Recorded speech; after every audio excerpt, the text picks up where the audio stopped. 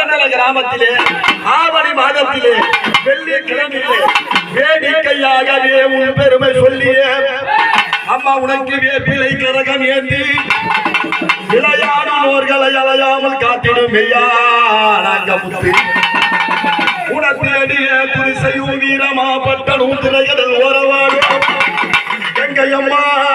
உனத்தேடிய துரிசையும் வீரமா பட்டணும் திரைகளில் ஓரவாடும் செங்கல்வா தங்கையே எங்கள் குலதெய்வமே என் தாயான கங்கையம்மா